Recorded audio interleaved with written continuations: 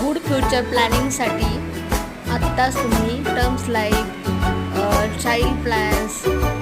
त्यानंतर तुम्ही अजून ह्याच्यामध्ये सेविंग प्लॅनमध्ये SIP मध्ये HDFCच्या आत्ता तुम्ही करू शकता सेविंग वगैरे. आणि हे जे HDFCचं आहे आता खूप अशा ऑफर आलेल्या आहेत